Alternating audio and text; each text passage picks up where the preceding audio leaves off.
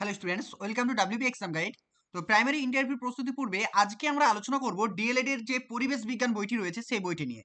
তো এই বইটি থেকে আমাদের প্রাইমারি ইন্টারভিউ কি কি প্রশ্ন করতে পারে এবং বিগত দিনে কি কি ইন্টারভিউ প্রশ্ন করেছিল এই সম্পর্কিত আজকে আলোচনা হবে। অলরেডি কিন্তু আমরা বাংলা থেকে কি কি প্রশ্ন করবে আলোচনা করেছি, ডিএলএড এর বই বাংলা সমস্ত কিছু আলোচনা করেছি। সিডিপি থেকে মানে চাইল্ড সাইকোলজি থেকে ইন্টারভিউর সমস্ত প্রশ্ন উত্তর অলরেডি তোমাদের পিডিএফ আকার দিয়ে দিয়েছি। আজকে আলোচনা করব পরিবেশ বিজ্ঞান বই থেকে, যে ডিএলএড বই থেকে আমরা কি কি পড়বো এবং ইন্টারভিউ আমাদেরকে কি কি প্রশ্ন করবে। তো যারা অবশ্যই নতুন, অবশ্যই চ্যানেলটিকে সাবস্ক্রাইব করে রাখো, পাশে থাকা বেল আইকন অবশ্যই ক্লিক করো। আর ভিডিও ডেসক্রিপশনে আমাদের লিঙ্ক আছে হোয়াটসঅ্যাপের, অবশ্যই সেখানে জয়েন হয়ে যাও, তাহলে আমাদের ক্লাসের সমস্ত আপডেট তোমরা পেয়ে যাবে। আর যারা নতুন অবশ্যই চ্যানেলটিকে সাবস্ক্রাইব করে রাখো। ওকে, চলো দেখো প্রথম প্রশ্ন কি বলা হয়েছে। দেখো ফার্স্ট কোশ্চেন কি বলা হয়েছে। ফার্স্ট কোশ্চেন বলছে পরিবেশ আন্দোলন বলতে আপনি কি বোঝেন। খুবই একটা ভালো প্রশ্ন করেছিল যে পরিবেশ আন্দোলন বলতে আপনি কি বোঝেন। কি হবে অ্যান্সার? স্যার, পরিবেশ আন্দোলন হলো এমন একটি সামাজিক আন্দোলন যার মূল লক্ষ্য প্রকৃতি, বন, পানি, বায়ু, জীববৈচিত্র্য সহ পরিবেশকে রক্ষা করা এবং পরিবেশ দূষণ ও পরিবেশ ধ্বংসের বিরুদ্ধে জনসচেতনতা তৈরি করা। যদি আমি এইটুকুই বলতে পারি ইন্টারভিউ, তাহলে কিন্তু এনাফ। বোঝা গেল? তাহলে ইন্টারভিউ যদি জিজ্ঞাসা করে যে পরিবেশ আন্দোলন বলতে আপনি কি বোঝেন, তাহলে পরিবেশ আন্দোলন হলো এমন একটি সামাজিক আন্দোলন যার মূল লক্ষ্য প্রকৃতি, বন, পানি, বায়ু, জীববৈচিত্র্য সহ পরিবেশকে রক্ষা করা এবং পরিবেশ দূষণ এবং ধ্বংসের বিরুদ্ধে জনসচেতনতা তৈরি করা। ওকে, চলো নেক্সট দেখো। নেক্সট বলছে আপনি চিপকো আন্দোলনের নাম শুনেছেন। এই আন্দোলনটির মূল বিষয়বস্তু কি ছিল। এই প্রশ্নটা করেছিল। কি হবে দেখে নাও। চিপকো আন্দোলনের মূল বিষয়বস্তু ছিল বন রক্ষা ও গাছ কাটার বিরুদ্ধে প্রতিবাদ। এই আন্দোলনের স্থানীয় মানুষ, বিশেষ করে নারীরা গাছকে আলিঙ্গন করে দাঁড়িয়ে বন কর্তনের বিরুদ্ধে প্রতিবাদ গড়ে তোলেন। তাই এই আন্দোলনের নাম রাখা হয়েছিল চিপকো আন্দোলন। চিপকো কথার অর্থ কি? আলিঙ্গন করা, অর্থাৎ জড়িয়ে ধরা। নেক্সট কোশ্চেন, চিপকো আন্দোলন প্রথম কোথায় এবং কবে হয়েছিল। চিপকো আন্দোলন ভারতের উত্তরাখণ্ড রাজ্যের গাড়ওয়াল জেলার রেনি গ্রামে হয়েছিল। সালটা ছিল 1973 সাল। নেক্সট কোশ্চেন দেখো, চিপকো আন্দোলনের কয়েকজন গুরুত্বপূর্ণ নেতার নাম বলুন। চিপকো আন্দোলনের কয়েকজন গুরুত্বপূর্ণ নেতার নাম হচ্ছে সুন্দরলাল বহুগুণা, চণ্ডীপ্রসাদ ভাট। এই দুজন অন্তত মনে রেখো, তাহলে হয়ে যাবে। গৌরী দেবী, মীরা বোহেন, এদের নাম মনে না রাখতে পারলেও চলবে।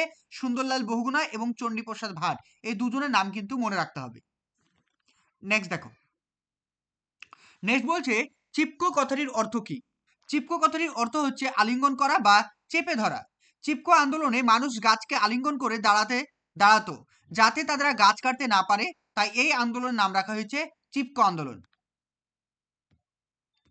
নেক্সট কোশ্চেন জিজ্ঞাসা করেছিল আপনি বিষ্ণয় আন্দোলনের নাম শুনেছেন। এই আন্দোলনটি কিসের সঙ্গে সম্পর্কিত দেখে নাও। বিষ্ণয় আন্দোলন ছিল প্রকৃতি ও বৃক্ষ রক্ষা আন্দোলন, মানে এটাও কিন্তু গাছ কাটার বিরুদ্ধে একটি আন্দোলন ছিল। এই আন্দোলনে বিষ্ণয় জনগোষ্ঠী গাছ কাটার বিরোধিতা করে জীবন দিয়ে বন রক্ষার চেষ্টা করেছিল। এটি মূলত পরিবেশ সংরক্ষণ, বিশেষ করে খেজুরি গাছ রক্ষা করার সাথে সম্পর্কিত। কোন গাছ? খেজুরি গাছ। এটা একটা তোমার উত্তর পশ্চিম ভারতের একটি অন্যতম গাছ, মরুভূমি এলাকার। নেক্সট দেখো, বিষ্ণয় আন্দোলনের কয়েকজন নেতার নাম বলুন। খুব ইম্পর্টেন্ট। কি হবে অ্যান্সার? অমৃতা দেবী। নামটা মাথায় রাখবে, অমৃতা দেবী।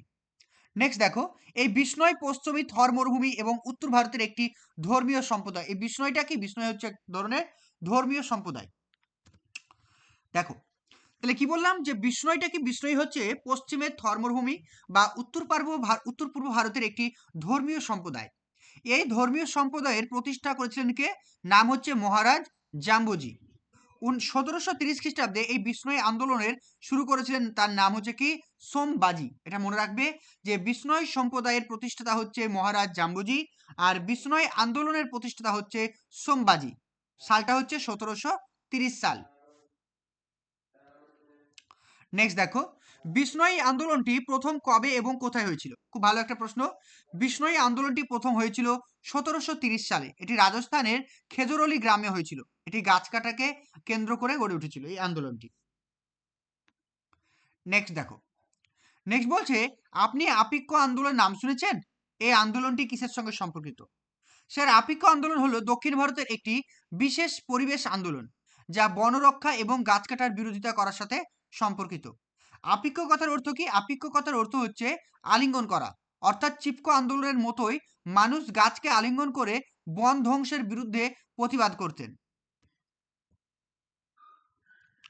নেক্সট দেখো, আপিক্য আন্দোলন প্রথম কোথায় এবং কবে হয়েছিল? খুব ভালো একটা প্রশ্ন। আপিক্য আন্দোলন প্রথম কোথায় এবং কবে হয়েছিল? আপিক্য আন্দোলন হয়েছিল প্রথম 1983 সালে ভারতের কর্ণাটক রাজ্যের কানাডা জেলায়। এটা মাথায় রাখবে। নেক্সট দেখো, আপিক্য আন্দোলনের প্রধান নেতার নাম কি ছিল? খুব একটা ইম্পর্টেন্ট প্রশ্ন, যে আপিক্য আন্দোলনের প্রধান নেতার নাম কি ছিল? আপিক্য আন্দোলনের প্রধান নেতার নাম ছিল পান্ডুরঙ্গ হেগড়ে। এগুলো কিন্তু সবই কিন্তু ইন্টারভিউয়ের প্রশ্ন। নেক্সট দেখো, সাইলেন্ট ভ্যালি আন্দোলন বলতে আপনি কি বোঝেন? এটি কিসের সঙ্গে সম্পর্কিত? সাইলেন্ট ভ্যালি আন্দোলন ছিল ভারতের একটি গুরুত্বপূর্ণ পরিবেশ আন্দোলন, যা বনরক্ষা বা জীববৈচিত্র্য সংরক্ষণের সঙ্গে সম্পর্কিত। এই আন্দোলনের মূল উদ্দেশ্য ছিল সাইলেন্ট ভ্যালি অঞ্চলে সরকারের প্রস্তাবিত হাইড্রো ইলেকট্রিক প্রকল্প বন্ধ করা, কারণ এটি বিরল প্রজাতির বনভূমি এবং প্রাণীকুলকে ধ্বংস করে দিত। মনে থাকবে। আর আরেকটা ইন্টারভিউ প্রশ্ন করতে পারে যে সাইলেন্ট ভ্যালি, এটি সাইলেন্ট ভ্যালি কি? সাইলেন্ট ভ্যালি একটি একটি বনভূমি। সাইলেন্ট ভ্যালি হচ্ছে এক ধরনের বনভূমি। সেটি কোন নদীর তীরে অবস্থিত? সেটা হচ্ছে কুন্তি নদীর তীরে অবস্থিত। মাথায় রাখবে, কুন্তি নদীর তীরে অবস্থিত। নেক্সট দেখো, সাইলেন্ট ভ্যালি আন্দোলনের প্রধান নেতার নাম কি ছিল? খুব ইম্পর্টেন্ট। সাইলেন্ট ভ্যালি আন্দোলনের প্রধান নেতার নাম কি ছিল? এম কে প্রসাদ। মনে রেখে দিও, এম কে প্রসাদ। নেক্সট দেখো, সাইলেন্ট ভ্যালি আন্দোলন কবে এবং কোথায় শুরু হয়েছিল? সাইলেন্ট ভ্যালি আন্দোলন 1970 দশকে মধ্যভাগে, অর্থাৎ 1973 সালে কেরালা রাজ্যের পালাকাড জেলার সাইলেন্ট ভ্যালি অঞ্চলে শুরু হয়। নেক্সট দেখো, নেক্সট বলছে সাইলেন্ট ভ্যালি ন্যাশনাল পার্ক কোথায় অবস্থিত? খুব ইম্পর্টেন্ট, এটা সঠিক অ্যান্সার হবে কেরালা রাজ্যের পালাকাড জেলায়। নেক্সট দেখো, সাইলেন্ট ভ্যালিকে কবে ন্যাশনাল পার্ক হিসাবে ঘোষণা করা হয়? এটি 1984 সালে ন্যাশনাল পার্ক হিসাবে ঘোষণা করা হয়েছিল। নেক্সট কোশ্চেন, আপনি নর্মদা বাঁচাও আন্দোলনের নাম শুনেছেন? এটি কিসের সঙ্গে সম্পর্কিত?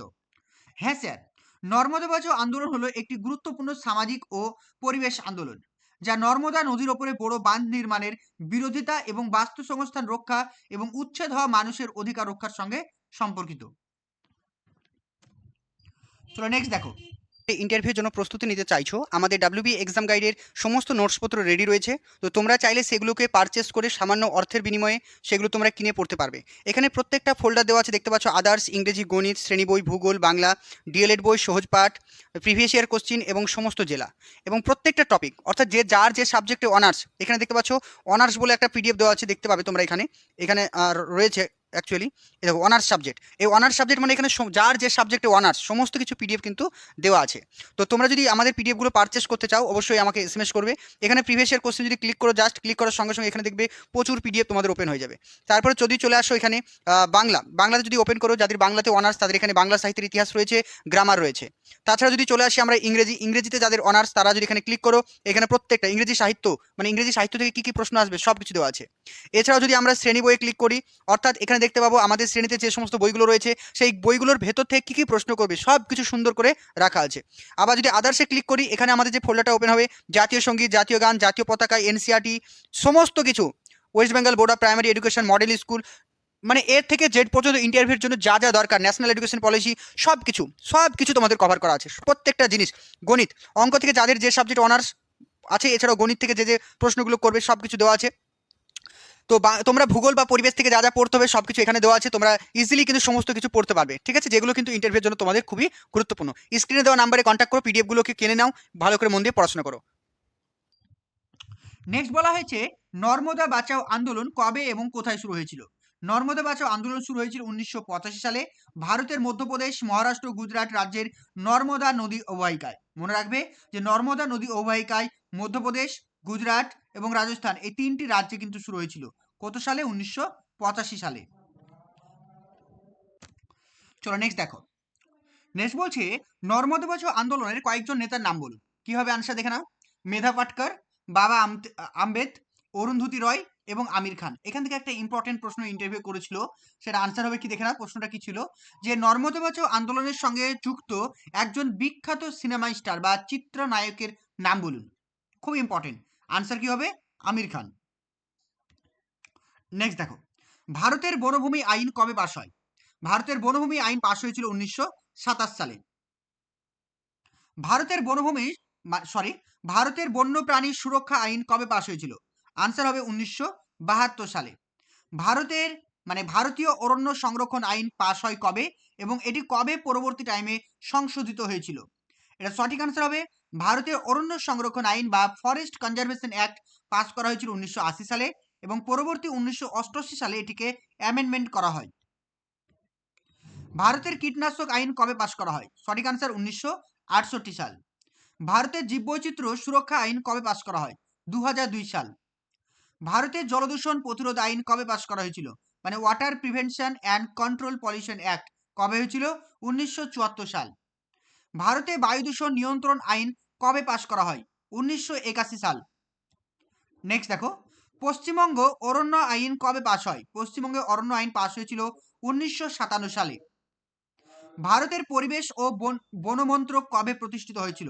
1985 সালে। ভারতের পরিবেশ রক্ষা আইন কবে পাশ করা হয়? 1986 সালে, অর্থাৎ এনভায়রনমেন্ট প্রোটেকশন অ্যাক্ট 1986 সাল। নেক্সট দেখো, ভারতের গঙ্গা অ্যাকশন প্ল্যান কবে তৈরি করা হয়েছিল? ভারতের গঙ্গা অ্যাকশন প্ল্যান তৈরি করা হয়েছিল 1985 সালে এবং এটি কার্যকারী হয়েছিল 1986 সালের 14 জানুয়ারি। গঙ্গা অ্যাকশন প্ল্যানের সময় ভারতের প্রধানমন্ত্রী কে ছিলেন? গঙ্গা অ্যাকশন প্ল্যানের সময় ভারতের প্রধানমন্ত্রী ছিলেন রাজীব গান্ধী। ভারতীয় বনভূমি আইন কবে পাশ করা হয়? ভারতীয় বনভূমি আইন বা ইন্ডিয়ান ফরেস্ট অ্যাক্ট পাস করা হয়েছিল 1927 সালে। নেক্সট কোশ্চেন দেখো, ভারতীয় বনভূমি রক্ষা আইন কবে পাশ করা হয়? ভারতীয় বনভূমি রক্ষা আইন বা ফরেস্ট কনজারভেশন অ্যাক্ট পাস করা হয়েছিল 1980 সাল। ভারতীয় জলভূমি সংরক্ষণ আইন কবে পাস করা হয়েছিল? 1971 সাল, যেটাকে বলা হয় রামসর সাইট আন্দোলন বা রামসর সাইট বলা হয়, আইন বলা হয় রামসর সাইট আইন। নেক্সট দেখো, ভারতীয় বন্যপ্রাণী সংরক্ষণের আইন কবে পাশ করা হয়? ভারতীয় বন্যপ্রাণী সংরক্ষণ আইন পাশ করা হয়েছিল Indian wild life protection act বা যেটাকে ভারতের বন্যপ্রাণী সংরক্ষণ আইন, সেটা হবে আনসার 1972 সাল। নেক্সট কোশ্চেন দেখো, গ্রিন ট্রাইব্যুনাল অ্যাক্ট কবে পাশ করা হয়? 2010 সাল। পরিবেশ সুরক্ষা আইন কবে পাশ করা হয়েছিল? এনভায়রনমেন্ট প্রোটেকশন অ্যাক্ট 1986 সাল। ভারতে গন্ডার সংরক্ষণ আইন কবে পাশ করা হয়েছিল? 1980 সালে। কোন আইনের ভিত্তিতে? 1972 সালের ওয়াইল্ড লাইফ প্রোটেকশন অ্যাক্টের ভিত্তিতে। নেক্সট দেখো, ভারতে ব্যাঘ্র প্রকল্প আইন কবে পাশ করা হয়? 1973 সাল। 1972 সালের ইন্ডিয়ান ওয়াইল্ড লাইফ প্রোটেকশন অ্যাক্টের ওপর ভিত্তি করে। নেক্সট কোশ্চেন, ভারতে হাতি সংরক্ষণ আইন কবে পাশ করা হয়? ভারতে হাতি সংরক্ষণ আইন বা ওয়াইল্ড লাইফ প্রোটেকশন অ্যাক্ট পাশ করা হয়েছিল 1992 সালে। ভারতের বনভূমি আইন কবে পাশ করা হয়? ভারতের বনভূমি আইন পাশ করা হয়েছিল 1927 সালে। নেক্সট কোশ্চেন, গ্রিন বেঞ্চ বলতে আপনি কি বোঝেন? ইন্টারভিউ প্রশ্ন, গ্রিন বেঞ্চ বলতে আপনি কি বোঝেন? গ্রিন বেঞ্চ হলো আদালতের একটি বিশেষ বেঞ্চ যা পরিবেশ সংরক্ষণ, দূষণ, বনভূমি রক্ষা, পরিবেশগত মামলাগুলোর বিচার করার জন্য গঠিত হয়। এটি মূলত পরিবেশ বিষয়ক মামলা দ্রুত নিষ্পত্তির জন্য তৈরি করা হয় বিশেষ আদালত। তাহলে গ্রিন বেঞ্চ কি? এটা একটা কলকাতা হাইকোর্টে তৈরি করা হয়েছিল। পরিবেশ বিষয়ক যে সমস্ত সমস্যাগুলো রয়েছে সেগুলোকে অতি দ্রুত সমাধান করার জন্য এক ধরনের বেঞ্চ তৈরি করা হয়। গ্রিন বেঞ্চ কি জন্য এবং কবে গঠিত হয়েছিল? গ্রিন বেঞ্চ গঠিত হয়েছিল পরিবেশ সংক্রান্ত মামলার দ্রুত বিচার, বন ও জীববৈচিত্র্য রক্ষার উদ্দেশ্যে। ভারতে প্রথম গ্রিন বেঞ্চ গঠিত হয়েছিল 1996 সালে কলকাতা হাইকোর্টে। নেক্সট কোশ্চেন, MAB যেটাকে বলা হয় ম্যাম, এটির পুরো নাম কি? কবে গঠিত হয়েছিল? ম্যাম এটির পুরো নাম হচ্ছে ম্যান অ্যান্ড বায়োস্ফিয়ার রিজার্ভ। কে গঠন করেছিল?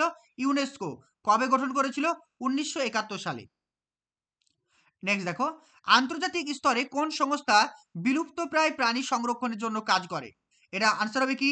CITES। আন্তর্জাতিক স্তরে বিলুপ্তপ্রায় প্রাণী সংরক্ষণের জন্য কাজ করে, নাম হবে CITES। নেক্সট কোশ্চেন দেখো, CITES এর ফুল ফর্ম কি? Convention and international trade in endangered species of wild fauna and flora. এটা কিন্তু ভালো করে মনে রাখবে, এগুলো কিন্তু ইন্টারভিউ জিজ্ঞাসা করে। নেক্সট দেখো, IUCN এর পুরো নাম কি? এর সদর দপ্তর কোথায় অবস্থিত?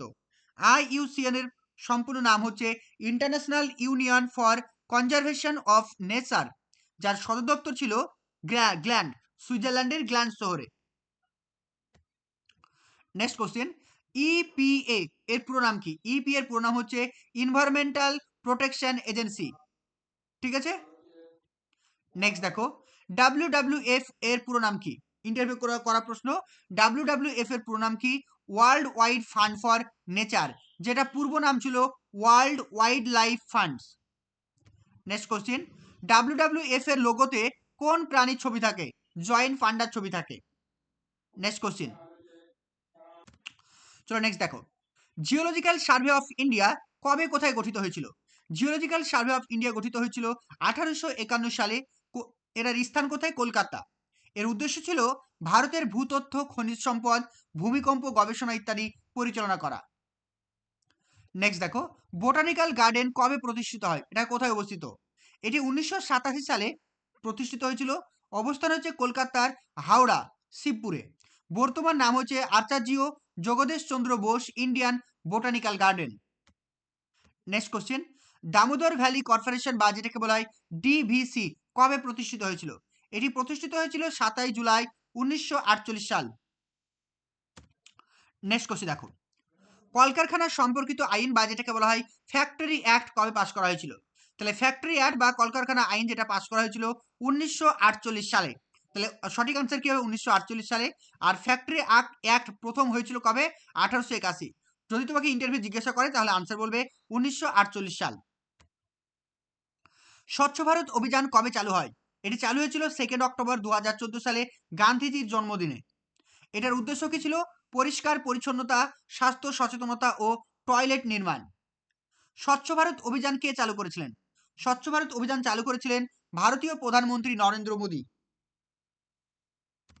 চলো নেক্সট কোশ্চেন দেখো, ভারতীয় বন্যপ্রাণী পরিষদ মানে Indian board of wild life কবে গঠিত হয়েছিল? সঠিক আনসার হবে 1952 সালে। মনে থাকবে, ভারতীয় বন্যপ্রাণী পরিষদ কবে গঠিত হয়েছিল? 1952 সালে। এবার কিছু আমাদেরকে ইম্পর্টেন্ট দিবস সম্পর্কে মনে রাখতে হবে। ইন্টারভিউ প্রচুর জিজ্ঞাসা করে এখান থেকে প্রশ্ন। যেমন হচ্ছে 12ই জানুয়ারি জাতীয় যুব দিবস, 26শে জানুয়ারি প্রজাতন্ত্র দিবস, 28শে ফেব্রুয়ারি জাতীয় বিজ্ঞান দিবস, 8ই মার্চ আন্তর্জাতিক নারী দিবস, 21শে মার্চ বিশ্ব অরণ্য দিবস, 22শে মার্চ বিশ্ব জল দিবস, 23শে মার্চ বিশ্ব আবহাওয়া দিবস, 5ই এপ্রিল জাতীয় সমুদ্র দিবস, 7ই এপ্রিল বিশ্ব স্বাস্থ্য দিবস, 14 এপ্রিল বিশ্ব ঐতিহ্য সংরক্ষণ দিবস, 22শে এপ্রিল বসুন্ধরা দিবস, 8ই মে বিশ্ব রেড ক্রস দিবস, 15ই মে আন্তর্জাতিক পরিবার দিবস, 31শে মে তামাক বিরোধী দিবস, 5ই জুন বিশ্ব পরিবেশ দিবস, 15ই আগস্ট ভারতের স্বাধীনতা দিবস, 8ই সেপ্টেম্বর বিশ্ব সাক্ষরতা দিবস, 16ই সেপ্টেম্বর বিশ্ব ওজন দিবস, 4ই অক্টোবর বিশ্ব প্রাণী কল্যাণ দিবস, 16ই অক্টোবর বিশ্ব খাদ্য দিবস, 14ই নভেম্বর শিশু দিবস, 10ই ডিসেম্বর মানবাধিকার দিবস, 23শে ডিসেম্বর কিষাণ দিবস। এবার আমরা কিছু পড়বো ফুল ফর্ম। এবার কিছু ইম্পর্টেন্ট ফুল ফর্ম আমাদেরকে পড়তে হবে, ইন্টারভিউর জন্য গুরুত্বপূর্ণ। যেমন হচ্ছে এডস এর ফুল ফর্ম কি? Acquired immuno deficiency syndrome. BOD biological oxygen demand. CFC chlorofluorocarbon. COD chemical oxygen demand. CNG compress natural gas. তারপর হচ্ছে কি CPCB central pollution control board. DO dissolve oxygen. DDT ডিডিটির ফুল ফর্ম কি হবে? Dichloro diphenyl trichloro ethane. EIS environment information system. EPA environment protection agency. FAO food and agriculture organization. FCI food corporation of India. GAP Ganga action plan. GHG green house gas. GDP gross domestic product. GIS geographic information system. HIV human immunodeficiency virus. ILO international labour organization. IUCN international union for conservation of nature. ISO international standard organization. LPG liquid petroleum gas. MAB man and biosphere programme. MIC methyl isocyanide. NBA Narmada Bachao Andolan. NGO non government organization. ONGC oil and natural gas corporation. OPEC organization of petroleum exporting country. OPV oral polio vaccine. PVC polio vinyl chloride, এসপিসিবি state pollution control board, PAN peroxy acetyl nitrate, SVM Silent Valley movement, UNEP united nation environment programme, UNESCO united nation educational scientific and cultural organization, হু world health organization, WWF world wide fund for nature India. তারপর next দেখো, green belt কি? রাস্তার দুপাশে বা নগর এলাকার চারপাশে সবুজ উদ্ভিদ লাগানোর যে প্রক্রিয়া সেটাকে কি বলা হয়? Green belt. অনেক সময় আমরা দেখি, সিনেমাতে দেখি বা বিভিন্ন জায়গায় দেখি যে রাস্তার দুপাশে একদম সবুজে ভরা, এটাকে বলছে গ্রিন বেল্ট। নেক্সট বলছে গ্রিন বেঞ্চ কি? 1986 সালে ভারতের সুপ্রিম কোর্টের নির্দেশে কলকাতা হাইকোর্ট পরিবেশ দূষণ প্রতিরোধের মামলা শোনাতে বিশেষ একটি বেঞ্চ তৈরি করে, যার নাম হচ্ছে গ্রিন বেঞ্চ। সুইডেনের স্টকহোম সম্মেলন কবে অনুষ্ঠিত হয়েছিল? 1972 সালে 5 জুন। এটি পৃথিবীর প্রথম আন্তর্জাতিক পরিবেশ সম্মেলন। বায়ুমণ্ডলের ওজোন স্তর ধ্বংসের কারণ নিয়ে কোন সম্মেলন তৈরি করা হয়েছিল? মন্ট্রিল চুক্তি হয়েছিল 1887 সালে। মন্ট্রিল চুক্তি কবে হয়েছিল? 16 সেপ্টেম্বর 1987 সাল। এটি ওজোন ধ্বংসকারী যে সিএফসি গ্যাসের ব্যবহার কমানোর জন্য এটি করা হয়েছিল। নেক্সট হচ্ছে কিয়োটো চুক্তি কবে হয়েছিল? এর উদ্দেশ্য কি? 1997 সালে কিয়োটো চুক্তি হয়েছিল, কার্যকর হয়েছিল 2005 সালে। উদ্দেশ্য ছিল গ্রিন হাউস গ্যাস কমানো, গ্লোবাল ওয়ার্মিং নিয়ন্ত্রণ করা। ভারতীয় সংবিধানের কোন ধারায় পরিবেশ সংরক্ষণের কথা বলা হয়েছে? আর্টিকেল 48 এ এবং আর্টিকেল 51 এ বলা হয়েছে। ইউএনইপির সদর দপ্তর কোথায় অবস্থিত? বলছে নাইজেরিয়ার কেনিয়াতে অবস্থিত। সাইলেন্ট স্প্রিং গ্রন্থটি কে লিখেছেন? Rachel Carson. কোন সম্মেলনে এজেন্ডা 21 নামে পরিচিত? এরা হবে কি রিও ডি জেনেরিও শহরে। কোন তারিখ বসুন্ধরা দিবস হিসেবে পালন করা হয়? 22 এপ্রিল। বসুন্ধরা সম্মেলন কবে কোথায় আয়োজিত হয়েছিল? 1992 সালে রিও ডি জেনেরিও শহরে। এই সম্মেলনের অন্য একটি নাম রয়েছে যেটাকে বলা হয় আর্থ সামিট। রামসর সম্মেলন কবে কোথায় আয়োজিত হয়েছিল? 1971 সালে রামসর মানে এলাকায়, ইরানের একটি রামসর বলে একটি জায়গা রয়েছে, সেখানে হয়েছিল। বন্যপ্রাণী সুরক্ষা আইন কবে পাস করা হয়? 1972 সালে। West Bengal pollution control board কবে প্রতিষ্ঠিত হয়েছিল? 1974 সালে। এনওসির পুরো নাম কি? No objection certificate. বর্তমানে ভারতের পরিবেশ মন্ত্রীর নাম কি? ভূপেন্দর যাদব। ইউনেস্কোর পুরো নাম কি? এটি কবে প্রতিষ্ঠিত হয়েছিল? ইউনেস্কোর পুরো নাম হচ্ছে United nation educational scientific and cultural Organization, এবং এটি প্রতিষ্ঠিত হয়েছিল 1945 সালে। রেড ডেটা বুক বলতে কি বোঝেন? বিপন্ন বা বিলুপ্ত প্রায় প্রাণী, উদ্ভিদ, জীববৈচিত্র্যের তালিকাকে বলা হয় কি? Red data book. Red data book কোন সংস্থা দ্বারা পরিচালিত হয়? এর আনসার হবে কি IUCN দ্বারা পরিচালিত হয়। ইউএনইপির সদর দপ্তর কোথায় অবস্থিত? এর হবে আনসার নাইরোবি, কেনিয়া। চলো নেক্সট দেখো, ওজোন দিবস কবে পালন করা হয়? তাহলে ওজোন দিবস পালন করা হয় 16 সেপ্টেম্বর। তো আজকে আমরা এই পর্যন্ত আলোচনা করলাম ডিএলএড এর বই থেকে পরিবেশের প্রথম পার্ট। এইভাবে আমরা কিন্তু পুরো ডিএলএড এর বইটা কমপ্লিট করে দেবো, যাতে ইন্টারভিউ যে সমস্ত প্রশ্ন করবে সমস্ত প্রশ্নের আনসার তোমরা করতে পারো। তো পিডিএফ যারা আমাদের নিতে চাইছো, পিডিএফ কেনার জন্য আমাদের স্ক্রিন দেওয়া নাম্বারে যোগাযোগ করো, সেখানে তোমরা পিডিএফ, মক ইন্টারভিউ, ক্লাস সমস্ত কিছু অ্যাভেলেবেল পেয়ে যাবে। ওকে, ভালো থেকো, থ্যাংক ইউ। প্রত্যেকেই আমাদের ডাব্লিউবি এক্সাম গাইডের সমস্ত নোটসপত্র কিনেছো এবং পড়াশোনা করছো, কিন্তু তোমাদেরকে একটা কথা বলবো, শুধু নিজে পড়লে হবে না, মক ইন্টারভিউ ক্লাসে তোমাদেরকে সেটাকে প্রতিফলন করতে হবে।